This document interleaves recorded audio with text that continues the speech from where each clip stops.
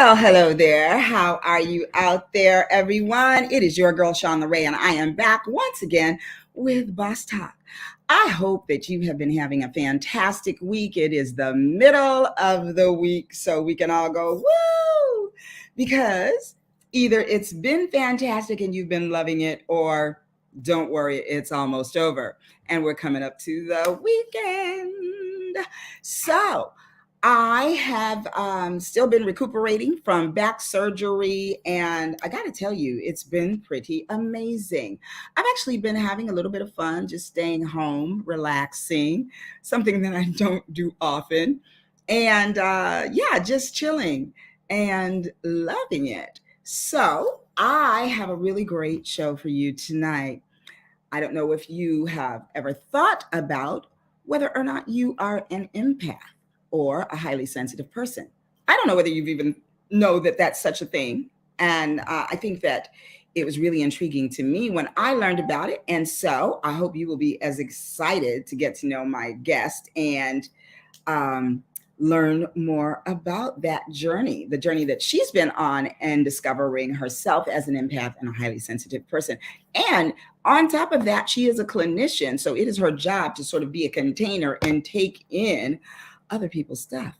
So let me tell you a little bit about my guest. I am excited to introduce you all to Mishka C. Kimball.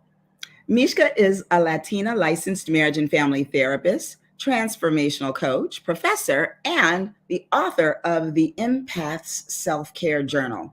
Mishka is also an intuitive, emotional, and physical empath and HSP, that's highly sensitive person. She specializes in helping highly sensitive adults and empaths live a life of balance and peace in an overwhelming world.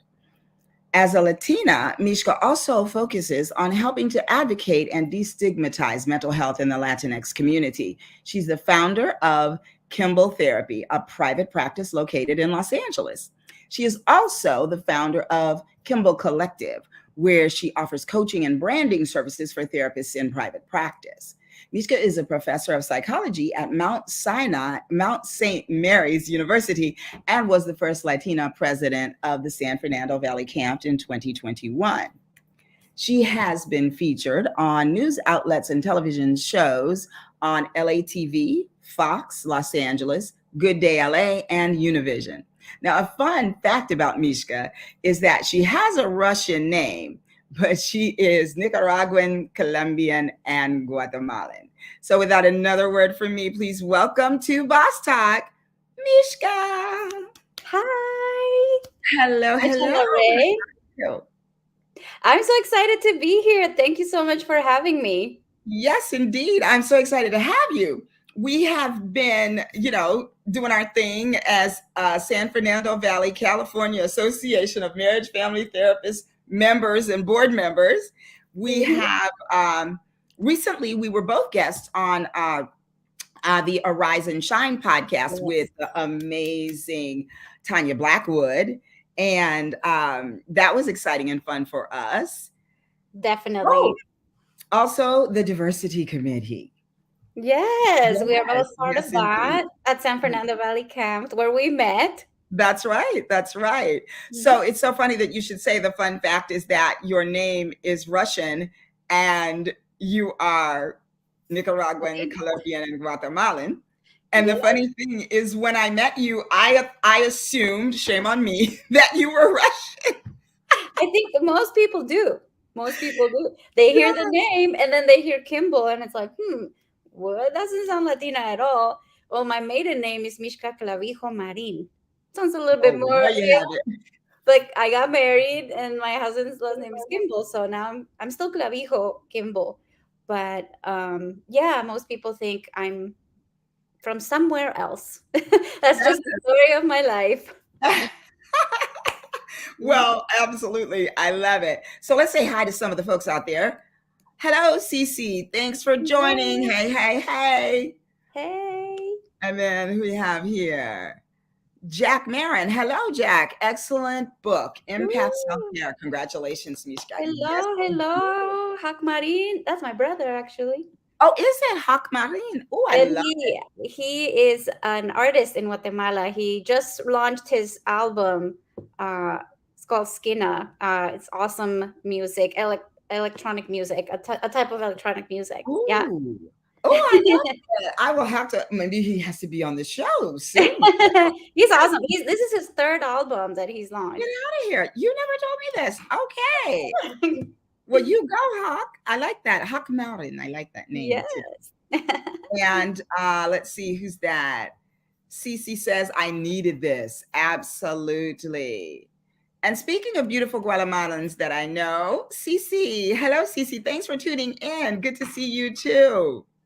Yes. So, Mishka, Cece and I worked together at Optimus. Oh, Youth okay. Homes and Family Services. Yes, she was the manager of the house that I was the therapist and administrator of. And yeah, we go way back. Awesome. And I Well, don't know, hello, Ceci. yes, and I don't know if you know this, but I actually have been to Guatemala. You have? Yes, I Oh, served on a community service medical brigade as one of the first therapists ever to be a part of the brigade. that's amazing. Yeah, I that was a, love that. I oh did God. not know that about you. Yeah, it was 2015 or 16, I think, that I went there. That's amazing. Yeah. I'm always learning new things about you, Sean Ray. I love it. Well, I am learning more about you too as we go along this friendship. I love it. So, Mishka, let's see. I want to just start with the whole idea of therapy. Like, what was it for you that helped you decide that you wanted to go on the journey of being a therapist? Oh, yes, I love that question. The first thing that ever like just captivated me was in high school. I took a psychology class. This was the Hmm. first time that I had been exposed to it. And like Uh-huh. immediately I was just fascinated and I was just like, oh, this is the most interesting class that I've ever taken. Like this is the most Really? amazing thing I've ever learned. And so I that's where it started. I fell in love with psychology. And then I went on to do my major in college in psychology. But after I graduated, I kind of was lost and didn't know what direction to go. Hmm. And then I was like, oh, now I have a bachelor's in psychology, but no one will hire me to work in the field. So So what you am I can gonna tell do me next? that part, right? Right? What am I gonna do next? And so I just wasn't sure. And then I spent a few years trying to figure that out. And then I ended up feeling really depressed. I was at a job that I really was not fulfilled. And I decided I'm going to go to therapy. This is the first time in my life I went to therapy because growing up Latina, we don't go to therapy. They don't, as kids, nobody takes us to go to Yes. therapy. So I was an adult. And I think at this point, maybe already late 20s for sure. And through my experience in therapy, it was just so healing and powerful. And I just decided I had like one of those aha moments during one of my sessions where I was like, Ah, this is what I'm supposed to be doing.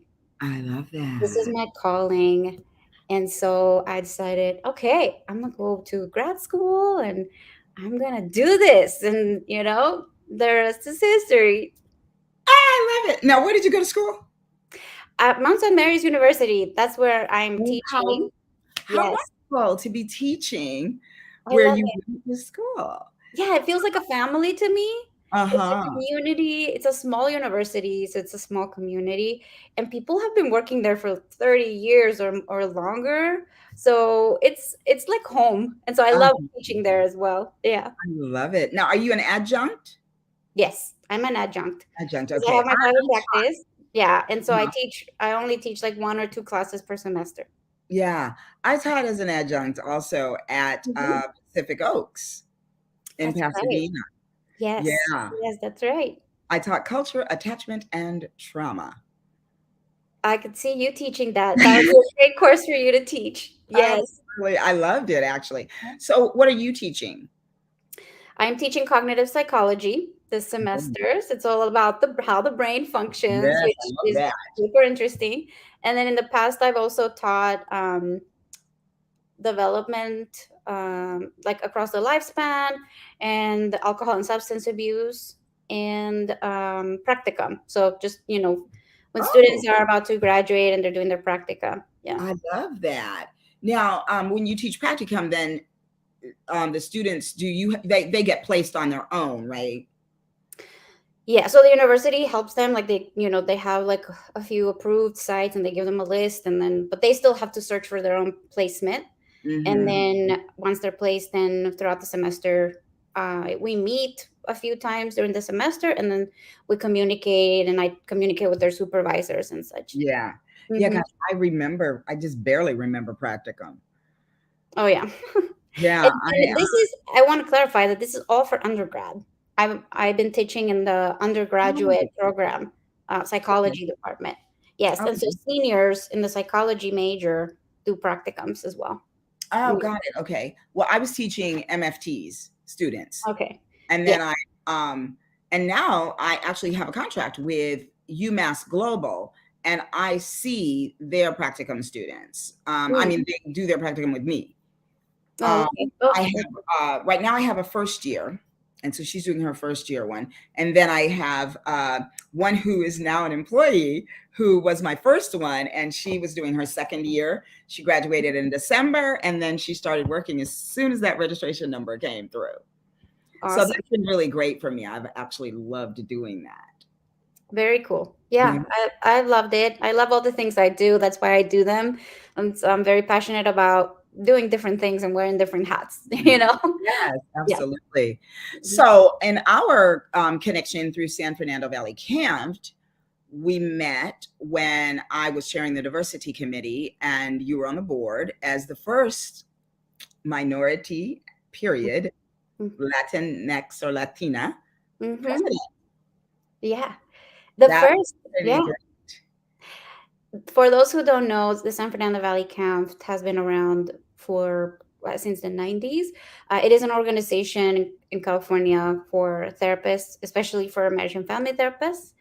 And there's been a president every year since then. And I was the first one in 2021 to be Latina ever in the history of the chapter. Yes, indeed. But you're gonna be the first. You want to share that? I can share that. Thank you. I am currently, for the year of 2023, I am president elect, which means that I will be the first Black president, just like Obama, of the San Fernando Valley Camp in 2024. Which is And so amazing. that is pretty Yes. exciting indeed. But Yeah. you paved the way, girl. Yes. That was my goal. And I'm so excited to see that our chapter has become so much more diverse. I see that in the members that come in and in our speakers. And you are the vice president of programs this year, bringing all our speakers. And you've done an amazing job at bringing in more diversity, and Yeah. not, in diversity in the topics as well. I think this topic that we're going to talk about today, right, being an empath, being a highly sensitive person, is something that we don't talk about a whole lot in our field. Mhm. And I think that it was a more diverse topic to bring to our chapter as well. Well, yeah, and the thing too is, so many of us didn't even know what it was about or that it is a thing.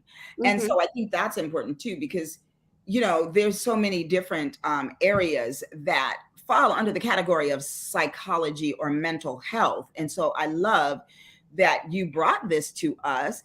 And as you mentioned, you're getting a lot of feedback because people are like curious. And Yeah. it definitely sparked interest in me because I've always known that there was something there and I didn't know how to label it. And I told you, I mentioned at the meeting, I was kind of afraid of it. Yeah. So I Yeah. think that, you're bringing this to the forefront was really great. Thank you. Yeah, that's my goal. And I know that it is a topic that we're still trying to understand. And in our field as therapists, I think a lot of us don't really understand, or like you said, we're afraid of it. Or we Absolutely. think, well, like, is there enough evidence? Is there enough research to back it up? Yeah. So some of us, some are still very skeptical within our field. Yeah. Hmm. Hmm. Which is sad. I think I heard something about someone said or commented that it wasn't, and I It chose to happens. ignore it because you know how vocal I can be. So I, No, but I think it's like as with everything else, and like how many years have psychologists been fighting, saying I'm right, no, I'm right, no, you don't have enough evidence, no, you don't have exactly, enough evidence, right? Like that's how exactly. psychology theories have developed, It's so true. right? And, you know, I'm doing my doctorate, and right now I'm doing the history of psychology. And so it's so interesting because you're absolutely right. That's how it all started. Before Freud, it was all medical, it was all about pathology. Freud came along and, you know, brought his 2 cents in, and really is the founder of talk therapy. Yeah, yeah, um, Before it was just kind of shut up and listen to what we're saying, and you don't get right. to say anything back. And just the idea that back in the day, people who were having maybe a psychotic break or having trauma were Hmm. called hysterics. Hysterics, yes. And so, you Or know, they thought that they were possessed as well. yes, Hmm. exactly, Hmm. exactly. And Hmm. so creating more trauma for them, hello. But I Absolutely think that not. it, you know, there was you know, the idea that psychology was following in the footsteps of philosophy, and then we had the behaviorists come along and say, oh no, there has nothing to do with feelings and thoughts and mental processes, when indeed it has everything to do with feelings and thoughts and mental processes. But Everything. the behaviorist was like, no, it's only what you can see. Hmm. Hmm. And the whole idea, I mean, how many times have we seen that? It's it's sometimes a diagram, but it goes around and it's talking about what's on the surface, and it shows the iceberg that Oh yeah. 90% of what we talk about is below the surface and is part of our unconscious. So Yeah. yeah. Yeah. So I think it's really amazing that you did that, and so does Gloria Marin. Hello, Hello. welcome to Boss Talk. Now, that must be a relative Yeah, too. that's my mama. Oh my gosh. Hello, Mama. Hello, mama. Hola. Welcome to Boss Talk. Thank you for tuning in. I love it. I love it. Well, Mishka, let's get into this. Let's do So, it. um, your topic the other day was connect. Say it for us. Oh, connect, protect, and nourish, which is a three-step treatment for empaths and highly sensitive people. Mm-hmm. Hmm. Okay. All right. Great. So, start by telling us what an empath is. Hmm. Well, let me actually start with the HSP because I Okay. think it's easier to understand. Okay. So we have the highly sensitive person, and this is a person who is born with a trait that's called sensory processing sensitivity. And what this is a trait in the brain which makes the nervous system a lot more sensitive or attuned, Okay. responsive to their environment, to any type of stimuli. And so the person being way, way more attuned, usually highly sensitive people can pick up on all kinds of subtleties, very observant, very reflective, but they Mm-hmm. can also feel things more intensely. They spend more time processing what they are surrounded by, and so they have more depth of processing, which Mm-hmm. and that means they're spending more time processing stimuli, but also feeling it and thinking about it more intensely than usually someone whose nervous system is not as attuned, who is not a sensitive person. Okay, okay. Mhm. So, highly attuned, Highly more attuned. attuned. And I guess would you say that these people sort of pay attention in a different kind of way?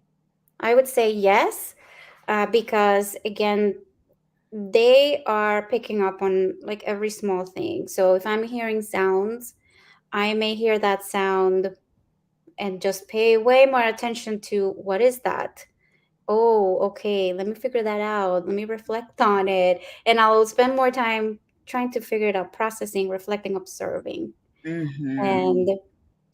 And therefore I'm going to feel it maybe more deeply.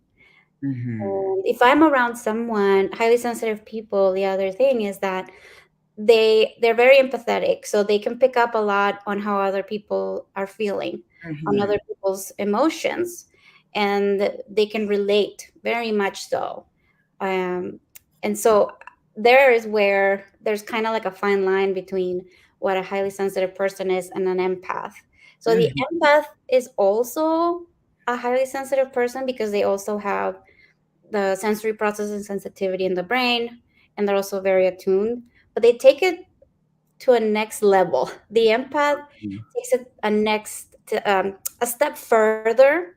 So Mm-hmm. not only are they in tune and are also observing, but they are also absorbing. So they observe, but they also absorb. Okay, that's a good way to put it. Okay, I get that. Mhm. And the empath then will not only relate and have empathy for somebody else's feelings or emotions, but they will feel it within their own soul and in their own body as if they are experiencing it themselves. It could also be physical symptoms, so Mhm. pain, or even, let's say, life. Like Yeah. I'm an empath, and so I'm able to feel when somebody else is in pain. I had shared with you, if I'm sitting next to someone who just had back surgery, which this happened to me, my back started hurting. Like it felt like it was gonna break, and I was like, "Why is my back hurting?" And the girl that was sitting next to, she's Wow. like, "I just, I just had back surgery. Like I'm still recovering, and I'm in a lot of pain." Well, Mishka, you know that's quite interesting because at the event the other day, you almost sat next to me. I almost did. Yes. And you just had back I surgery. just had back surgery. When you said that up there, I was like, did she pick up on it that quickly? Because you never sat down. I And never then you did. walked to the other side. And so I thought about that when you said it. And imagine if you had sat there. Hmm. Yeah, Wow. yeah. And That's other times, what I was saying, like we can feel the pain, but also the joy and the happiness. So mhm. I've been able to sense when a woman is pregnant, and so I might be standing next to them, and they're not showing, or sometimes they don't even know themselves, and Yeah. I can feel it. And this has happened many times. It even happened with my mom. I don't know if she's still here, but I told her, "Mom, you're pregnant," and that was with my last sibling, Mariano, the younger one. Mm. And she was like, "What? No." But I was observant enough. I was still like Uh-huh. 14 years old. I was observant enough and I could sense there's something different in her. Wow, that's That's part something. of And so like the intuition also that then I can have. Yeah. I love that. That is so funny. She's like, uh-uh, girl. He was Like, like, But yeah, huh, she was. oh, that is so funny. So You tell see? me what you said that is true. Uh-huh. Uh, yeah. Yeah. So now how many siblings do you have? Oh gosh, I forget. Five? 5. And where Five. where are you on the spectrum? I'm the oldest of You are six. the oldest. Hmm. Okay. Okay. I'm the only girl. The only girl. You have Mhm. 4 brothers? 5 Five. brothers. 5 brothers. What? Oh my goodness. What was that like growing up? You must have been a Um, princess. Well, no, well, you're the oldest, you said. I'm the oldest. Yeah. You're a mama. I'm a mama. I was basically like a second mom to especially the younger ones. Uh-huh. And I mean, it was fun, but it was also intense. I mean, there were twins, and one that's Oh, exactly a year older than the twins. So there's three of them that are almost the exact same age. And those three were, I mean, they had a lot of energy. They would destroy my stuff and hide it away in a closet. And oh my goodness. I am oh sure yeah, they that made is my life so interesting. That's for sure. that is so hilarious. Yep. Wow. So tell me, has anybody else in your family manifest that they are empaths as well? Yes, yes. So the first one that I identified as an empath, um, was my mom. She's here, and Uh-huh. we've talked about it. And also my grandfather, Coco. I mentioned him Oh, during that's the right, Sunday Coco, yes. presentation. So my grandfather Coco, he was, I believe he was an empath because he really was the most empathetic person ever. And like he could tell when someone needed help, like right away. Mm, He was also very, very intuitive. And so I do believe that he was, and he passed away 2 years ago. I remember. So, but I do remember him, and like I still feel him near me because I'm very like I'm a believer, I'm a spiritual person, and I feel him near me. I feel his spirit close to me, and I know he's still watching over. You Yeah, know, yeah, yeah. totally get that. I Yeah. totally get But I think my mom as well. And out of my siblings, I think some of them also display some sensitivities, it. Mm, highly sensitive people, and possibly empaths. I'm not exactly sure mm. because I think they're still maybe discovering it themselves. Yeah, yeah, I bet. Yeah. That's so interesting. So tell me, how does this work as a therapist? Because your job is to hold space for other people. Yeah. And so how do you manage? Yeah. I've learned it over a lot of years, Shanghai. And it was very hard in the beginning when I first started this work. Mhm, First of all, I didn't know I was an empath until I was an adult. And mhm, so I started grad school and I started practicum and I started seeing my first therapy clients. And I was coming home feeling anxious and depressed. And then I was having insomnia and I was just having all these things. And I was just like, oof, like I'm just taking in everything from my clients. How can, mhm. and I even thought like maybe this wasn't the right choice for me, And then I joined the therapy group, and one of the girls there was an empath, and she was also a therapist, and she was talking about being an empath and her experiences. And as she kept describing herself, I thought, that's me. That's all me. And then I I went and talked to her, and she immediately was like, yeah, I know you're an empath. I can see it. I You can could feel tell. it in you. Oh, yeah. And everything, as I started researching, I started learning, and then everything made sense. And then I made sense. My whole life made sense.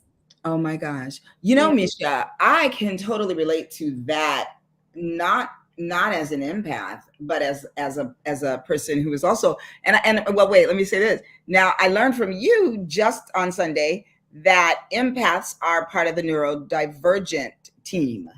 Yes. So, Yes. woohoo, because I too am neurodivergent and possibly a highly sensitive person, maybe even an empath, but I also proudly wear the banner of ADHD. And and I Proudly, think proudly, right? yeah, Yeah. proudly, absolutely. I have more energy than any 62-year-old on the whole planet. So, and you know that. I know that. I You know, know and that. I love that about you. I love it. You can attest to that. So here's the thing. I was teaching at Pacific Oaks College. I was talking to my students about the difference between the disruptive behavior disorders and ADHD, and talking about how often culturally children of color end up on this side as having a behavioral disorder when indeed they are neurodivergent and have ADHD. And so they get labeled and sort of typecast, and their whole lives they go through, and it's very difficult because there's nobody there to protect them from the status quo and the establishment and all of that that says that there's something wrong with you. Yeah. Yeah. And so I told my students, I was like, okay, get out your DSM-5s. We're going to go through the criteria for ADHD. I'm going to write it on the board. And I said, give me the first one. I wrote it down. I said, give me the second one. I wrote it down. Give me Some the things make third one. And by the third one, my mouth was open. I was like, oh. sense. And then when it got to the fourth one, I was like, oh my God, that's me. And did you actually say that out loud with your I did. class? I did. And you know what they said? Yeah. That is so funny. Yeah. My whole class, they were like, yes, ma'am, that would be you. I'd be like, did I give you all the test? What happened? You know? And so, but again, my entire life made sense in those moments. I was like, oh, that's what this is.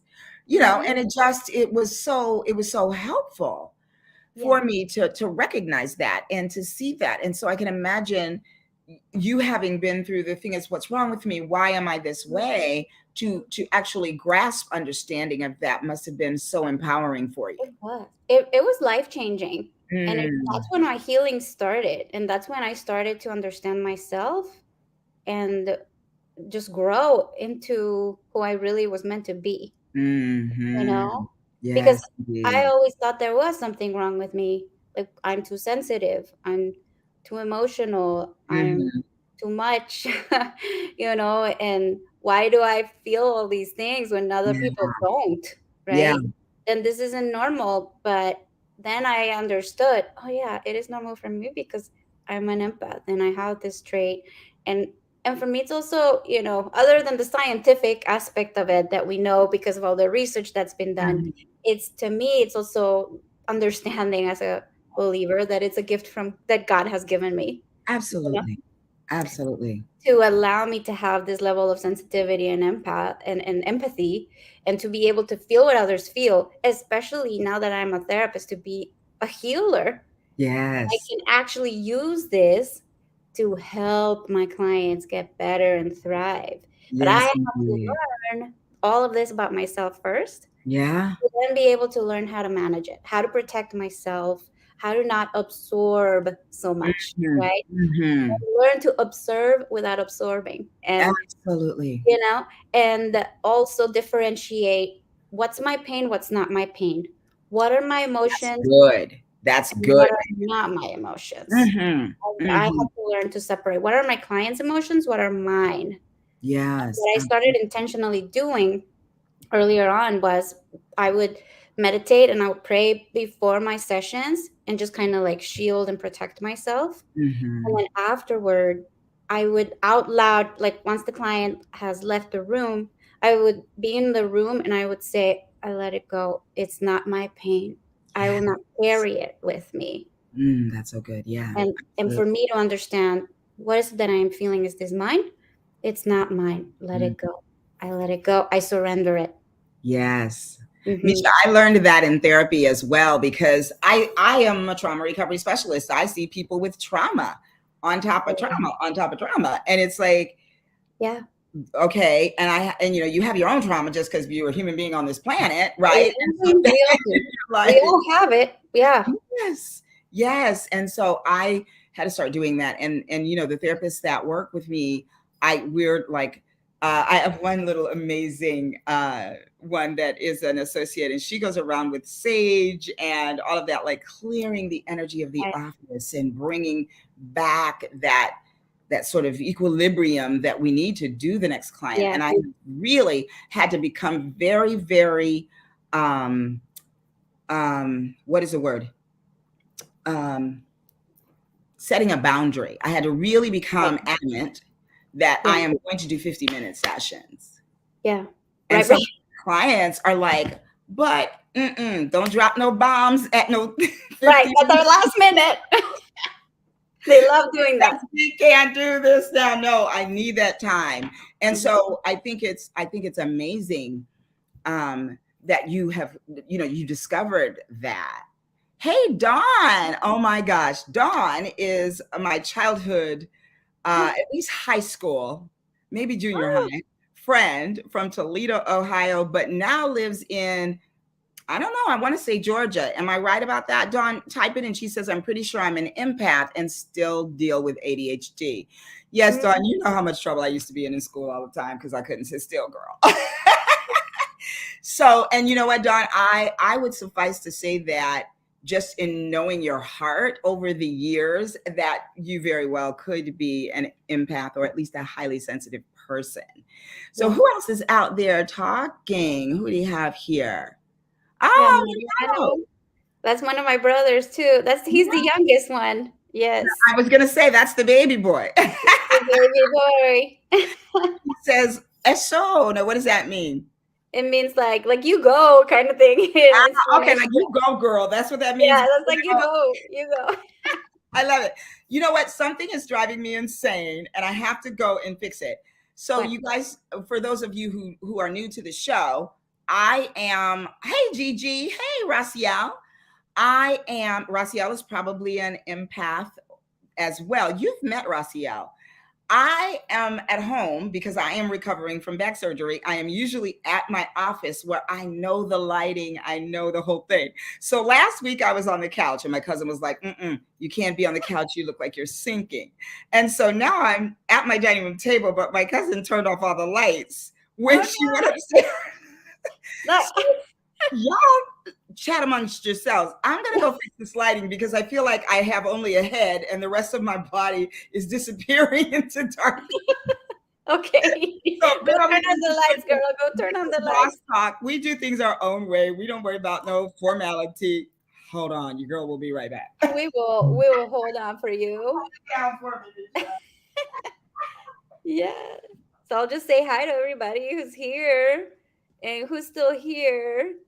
Cici, Hakmarin, Ceci Blanco, Don King, Mariano, Let's see.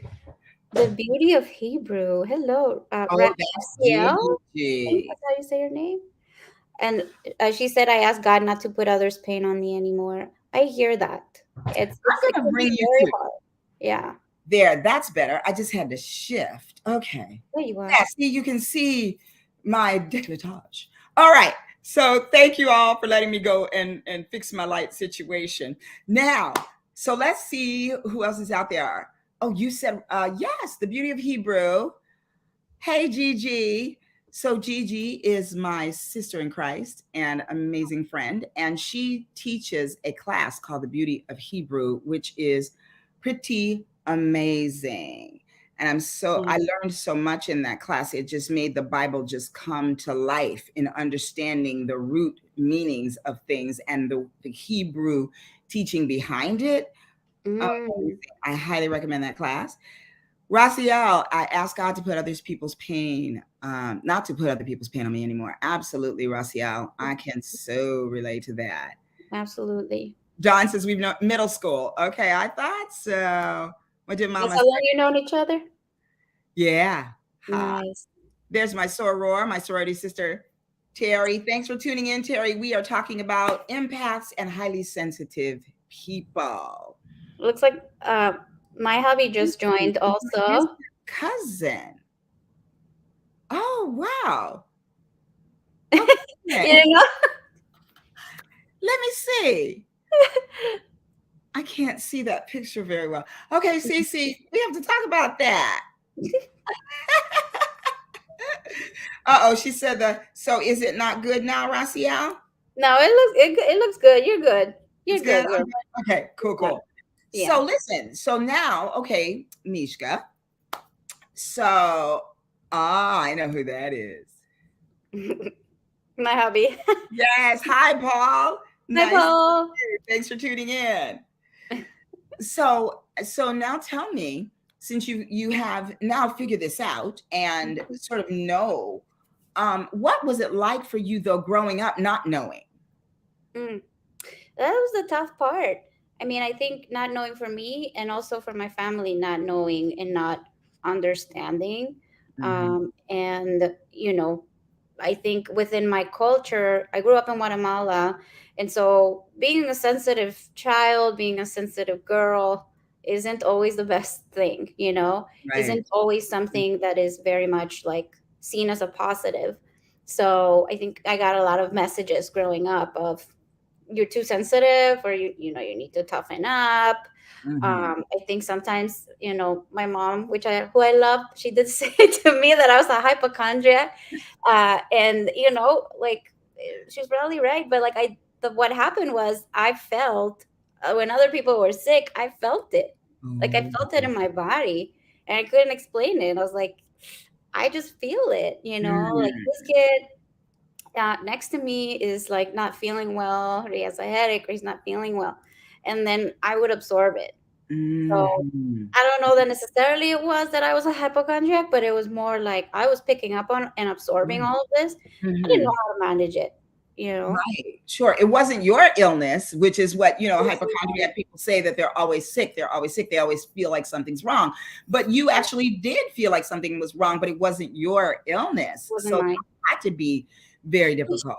Yeah, which I have to say, as a child or as a teenager, it would have, of course, increased my anxiety because Hmm. I didn't, I didn't understand any of this. No one did.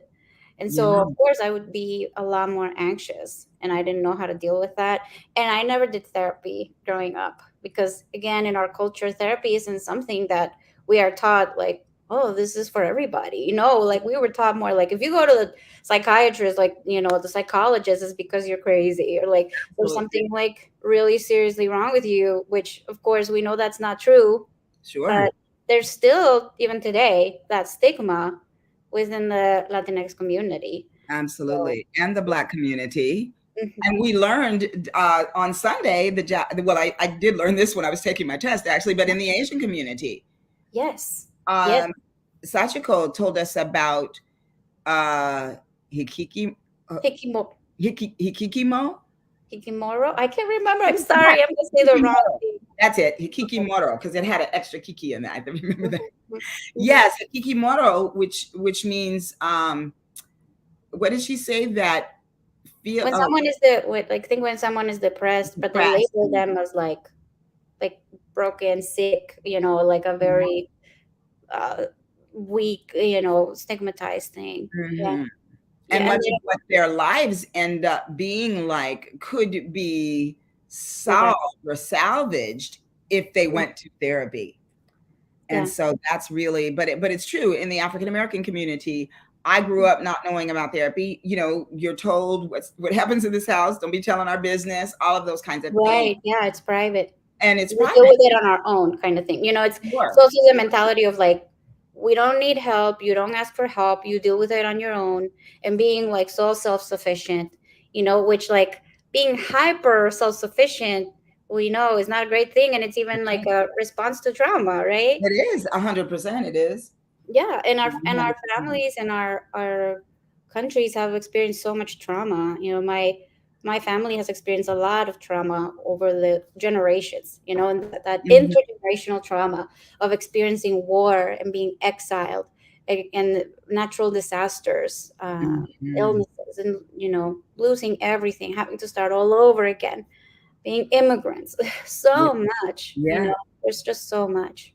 Yeah. Yeah, I remember when I went to Guatemala, and just, when I flew in and I got on this, I took a taxi, and the taxi, took me to this beautiful five-star hotel in wherever it was. And so I got out of the taxi under uh, Mm. an overpass kind of thing, and walked Mhm. into this beautiful hotel. And then for the first 2 days, we were just there hanging out. And I went into the mall through the hotel, and Mhm. went into the spa at the hotel. And then that Monday, when we got ready to go to our post to actually help the citizens, Mhm. it was a whole different thing what I saw. Yeah. And one of the things that we had in our training was to keep us safe and aware and wise, because that was when all the gang Oh, violence was happening, and they were kidnapping people, and oh, yeah. That's uh, happened a lot in West exotic, Africa. yeah, Mhm. all of that was going on at the time. Had no idea in my little Americanness, Mhm. Yeah. going on Oh, over there. yeah. Real. Guatemala has a long history of violence. Yeah, Hmm. kidnapping, and especially also um, against violence against indigenous people within Guatemala. And Wow. Guatemala has so many different groups, indigenous groups. There's about 22 different indigenous dialects in the country. Really? Yes. Wow. And there's still today a lot of indigenous people, but they've gone through a lot of trauma as well. And there's been a lot of violence also Hmm. against Yeah. them. So Sure. all Sure. of that. Yeah. Let's see what Dawn is saying. She says, "My family mistook my sensitivity as a weakness." Absolutely, Yeah. that can And that's be a thing. I think what happens to most of us and what happens to most highly sensitive people and empaths, that we are told and then we will internalize that message that I am weak, right? If others say I'm Mhm, weak, then I am weak. If others say there's something wrong with me, then there's something wrong with me and I am mhm. broken. And we can't heal if we think there's something Right. inherently wrong with us. If we think I am wrong, I shouldn't do Yes. this. Exactly. Part of my work is to help empaths and highly sensitive people realize what this is. It is an innate trait. It is not a diagnosis, and that it is not a weakness. They are not broken. That's right. That's right. And they're And as you said, it is a gift from God because yes, He allows you this gift to be able to feel and to see and to use that as a tool to help others. as a tool. Dawn, yeah, Dawn says feeling of being alone yet connected. Yes, yeah, I bet that does make sense to you, right, Mishka? It does. Yeah. Yes. Yeah.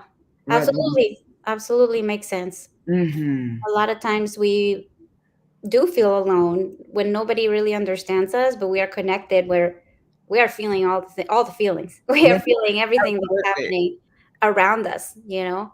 And Um, not having words. and not having words. Yeah. So what I was sharing of like the title of my presentation being connect, protect, and nourish, those are the main three things that I discovered over all this time, working on myself and then being a therapist and working with a lot of clients who are also highly sensitive and empaths. That those are the main three things we need to learn.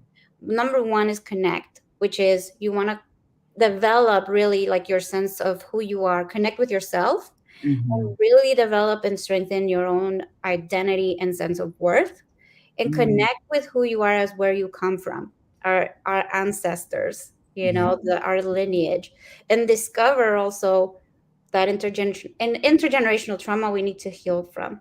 Mhm, All of that is very, very important. And then the next one is protect, learning how to protect ourselves, our energy, so that we don't absorb, so that we can separate and differentiate ourselves from others, separate our emotions from others, and not take on the pain of others. mhm. We have enough with just our own, you know, Right. and sometimes that's even too much. So we don't 100%. need we don't need to be taking on more. And so learning how to set those very strong boundaries and protect yourself. And then Mhm, nourish is the last one. As being a sensitive person, whether you're a highly sensitive person or an empath, you have a sensitive soul and you have a very highly attuned nervous system. So you have to make sure you are constantly and consistently nourishing your soul, your body, your mind. You're taking mhm, care of yourself, right? So I use a lot of tools for helping you do a lot of self-care that is holistic, intentional, taking care of your whole being.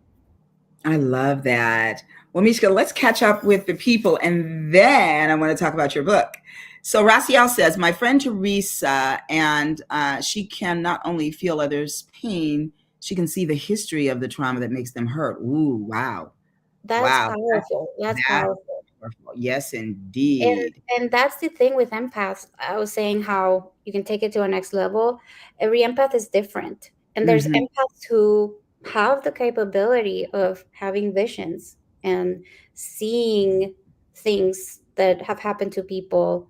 Or mhm. there are clairvoyant, um, there are mediums that can connect and communicate with the spiritual realm. Yes, Again, indeed. this is all possible because it's a gift from God and He has given us different gifts. Mhm, So mhm. I know that the empath that I first met, who told me I was an empath, she had the ability to connect with people who were going to cross over and would help them die, would help them cross over. Wow. And this was all a spiritual thing. She didn't even have to be in the same physical space to connect with them and Wow. help them. That So is fascinating. yeah, Okay, Cece, now I got it. We met at family meeting with Brian. I got it. That's right. You're in Cali, right? Yes. Okay, so I have to tell y'all, I have had, talk about gifts. I've had the gift of getting to know a whole new set of family members Mm, through some of us through DNA, through the one of them. I don't know if it was Ancestry or 23andMe, but some of our cousins did it. Reached out to another cousin on Facebook, and I guess she was like, "Who is this person?" for a while, and then finally she connected with him, and it turns out he is actually our cousin. And my cousin, who's here with me, when we got on the call, he was saying to her, "Do you remember when two little kids came over to your house and in Atlanta, and one of them vomited on your carpet?" oh no. She goes, "Yes, I remember that." He goes, "Well, that was my little sister, and he was the other kid that was with her."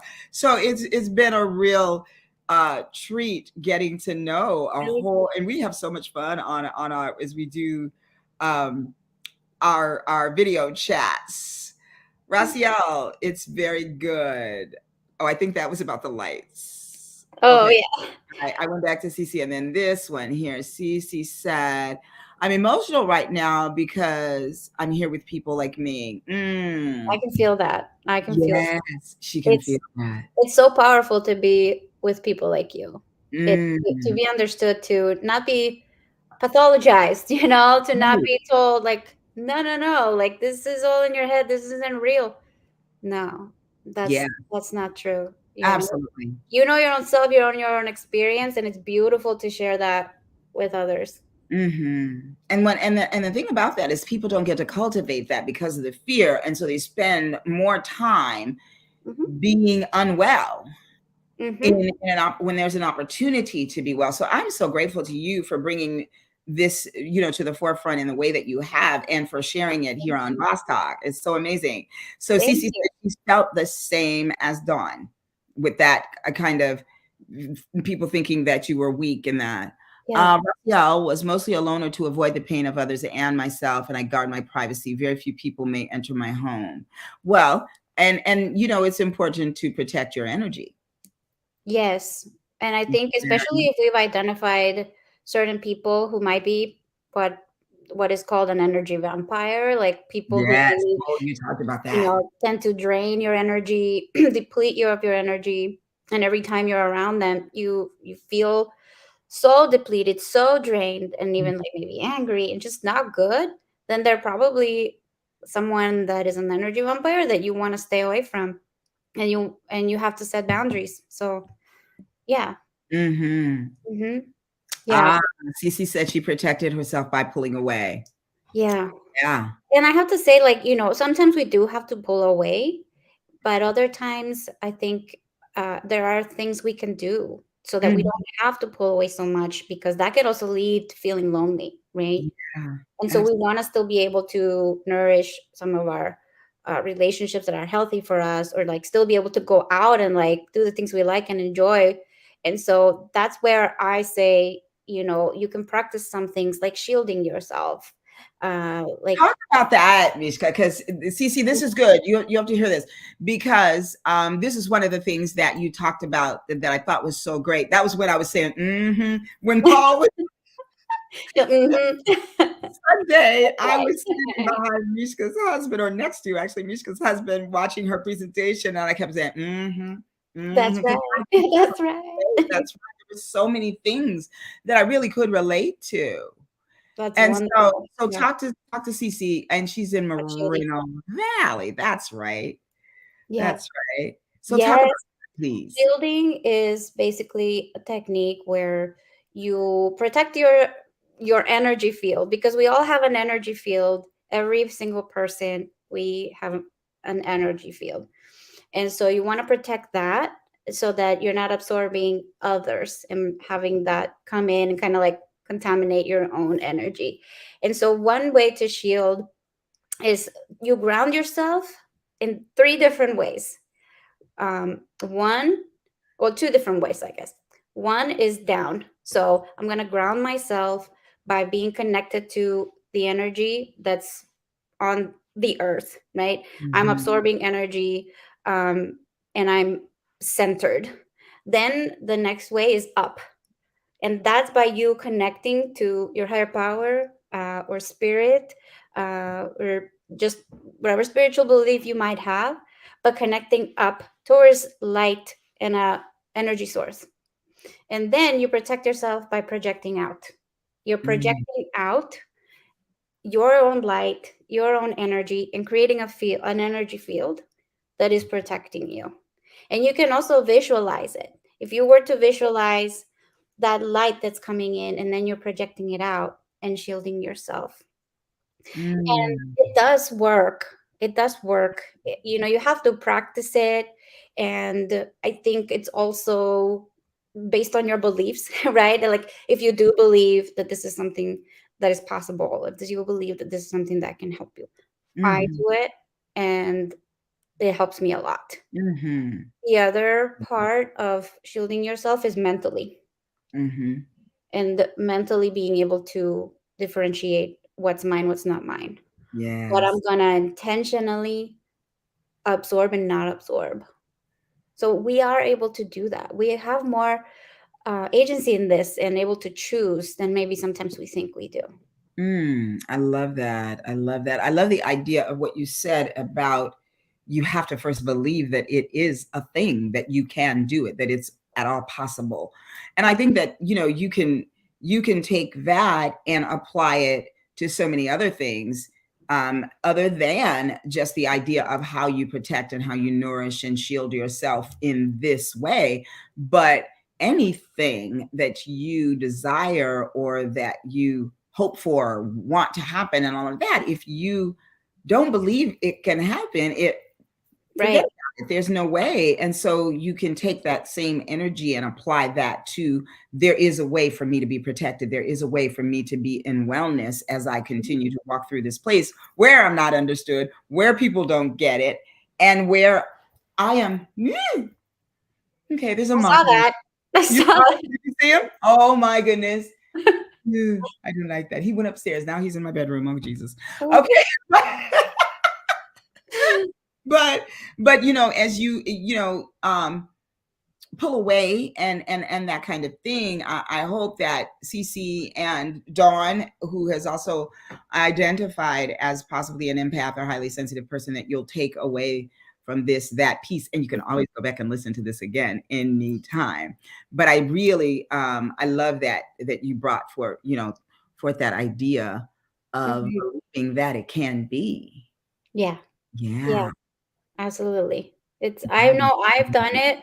And, that's how I'm also able to still be a therapist and still work with clients and still be able to separate myself um, and my Hmm. feelings from theirs and not absorb all their energy. Yeah, Mhm. that's great. That is good. Hello, Patricia. Thank you for joining in. Nice to see you. Let's Hello, see. We hello. got some.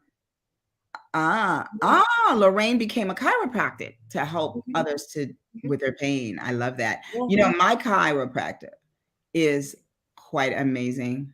Miss Orit. I must give her high praise and kudos. I love this woman. She can feel where the pain is before she even touches you. She's highly gifted. I would suffice to say that she is absolutely an empath, and that just came to me when you said that, Raciel. 100%. Mm.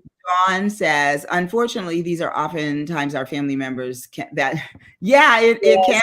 be. It sure can Yes. be those closest to us, right? That's Absolutely. true. That is Yes. true. Yes.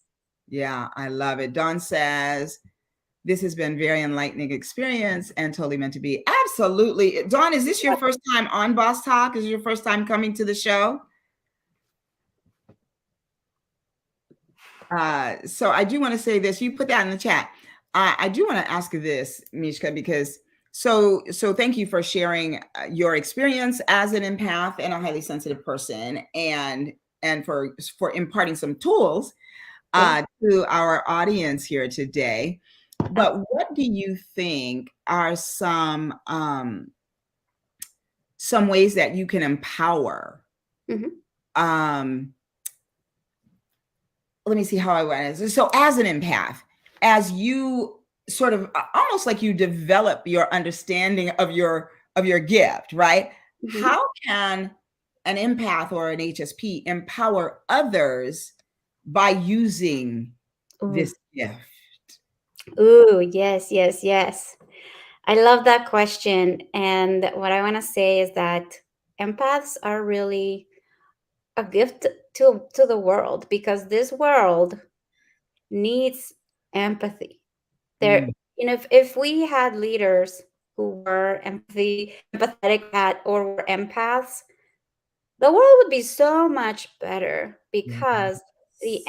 the nature of the empath is that they have the ability and they want to help others heal.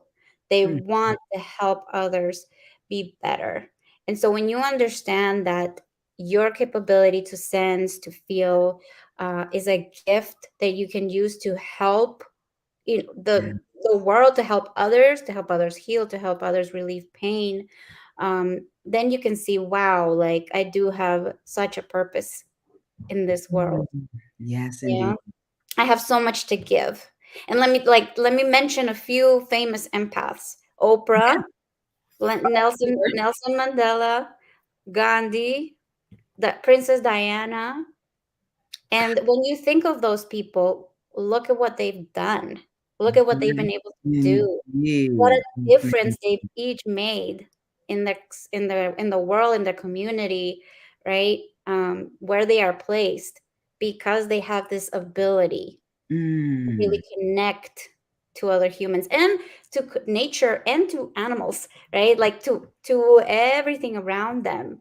And you can make it so much better then, you know? yes, I love it. Mhm. Now, so if you're out there and you believe that you might be an empath or a highly sensitive person, know that you are in good company. Yes, you are. Indeed. So, Dawn says, yes, this is her first time here. Well, we hope that you will come back, my dear. We are here every Wednesday at 6 o'clock p.m. Pacific Standard Time. Y'all do the math in your own time zones. Patricia said, join late, so did not get to hear the difference between an empath and an HSP. Can you give her that real quick? Yeah, so the HSP, and the empath both share the same trait, which is sensory processing sensitivity in the brain. And that means that you're sensitive to your surroundings, you have a highly attuned nervous system, and you're a lot more observant to what's going on around you. The difference is that the empath not only senses or observes things, but they also absorb. They also feel a lot of like what other people's emotions are, or like physical pain within their own body. Mm-hmm. And the empaths can also take it to another step, where some empaths are also connected, so connected that they are also connected to like the spiritual realm. And those are the ones that are considered mediums, or clairvoyants. Mm-hmm. I hope that helps you differentiate it. I Hmm. hope that was good. And I think that, and Mama says 100% agree, having the ability to heal the world. Absolutely. Yes, And when you you said it. mention, those people and the work that that you do, that we do, we heal the world one person at a time. We And do. I got to tell you, I think I told you before, I was very afraid Mm. of what I learned about myself as a kid, and that was being able to connect. Like, I used to know when people were going to pass away, and at one Wow. time, and I knew that from about an aunt that I had never met. Shala Ray, you thought that you're an empath.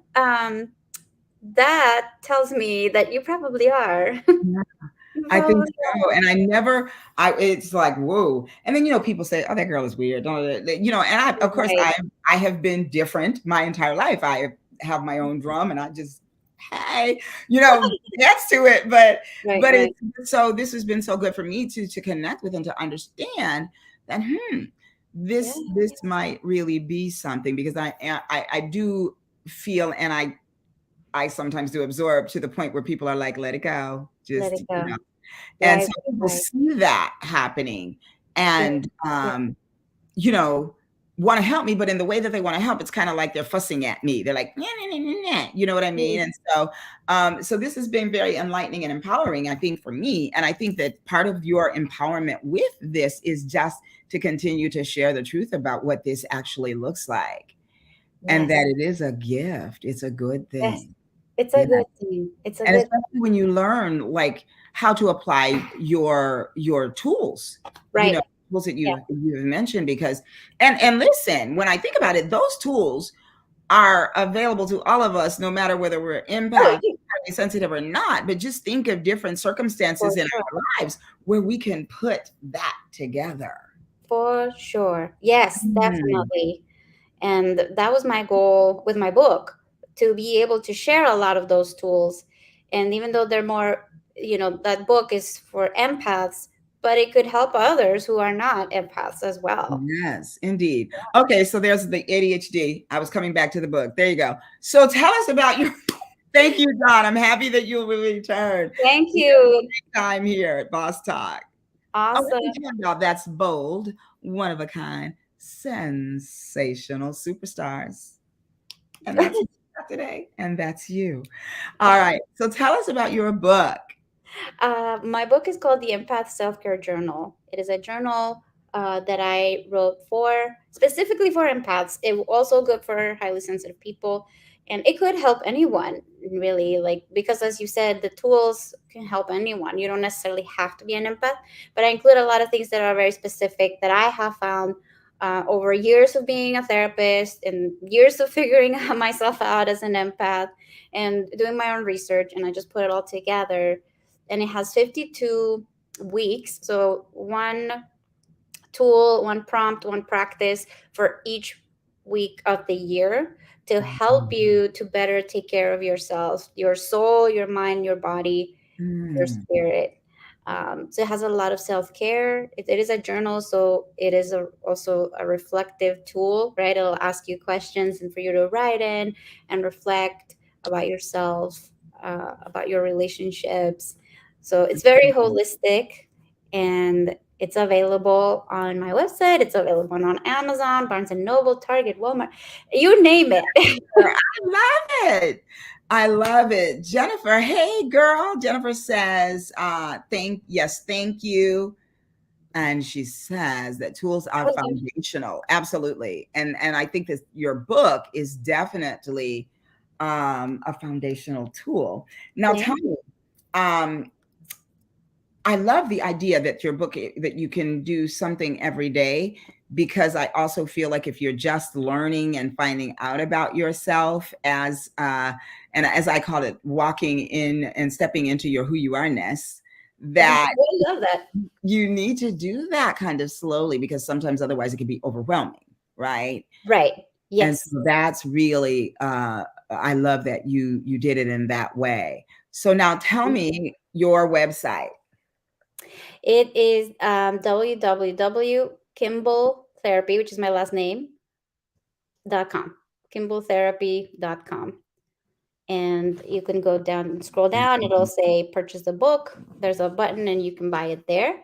And you could also find it on Amazon, like I said, or Barnes and Noble, and different. It was published throughout like all the different places where books are sold. So you can get it anywhere. I was looking to see if I had one where I could show it. Yes, I do. Yeah. Okay, so here it is, the Empath Self Care Journal, 52 weeks of prompts, practices, and positive affirmations to help you thrive. Here you go. Yes, indeed. I have my copy. I pre-ordered my copy. Thank you very much. This And is you can go to kimbaltherapy.com to purchase Mishka's Boo. No, you can't call. You can get the book.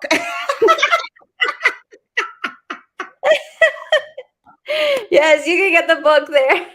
You got the book there. Now, Mishka, really quickly, one more thing that you do is that at tell us about the Kimball Collective. Oh, yes, thank you. So I started a business with my brothers and my husband. And so it's a collective because it's a family business. And we've all brought our talents together to create this. And what we do is we create logos, we create websites. So we do all types of branding for therapists in private practice, or those who are wanting to do private Mm. practice, or they don't have to be in private practice, we could do it for anyone too. And I also offer coaching for therapists who want to start their private practice. And I have an online course, Private Practice Builder, that also is a self paced course where you can learn all the things you need to know on how to start and scale your private practice. I So love. so yes, we've been working with a lot of therapists, creating a lot of websites and logos, and we're very excited to be seeing them launch and all these new group practices too that we worked on. So Wow. it's been very fun, very exciting also, and I love working also with my husband, and my brothers as well are part of it. And your husband, by the way, says it's true. He's not for sale. Thank you for clarifying that.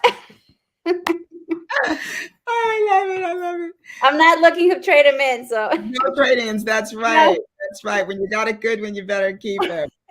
Wow. Well, Mishka, this has been such a treat to have you on. I just adore you and I love the work you're doing. And I love that we get to work together and diversify San Fernando Valley Camp and all the other great things that we get to do together, and this being one of them.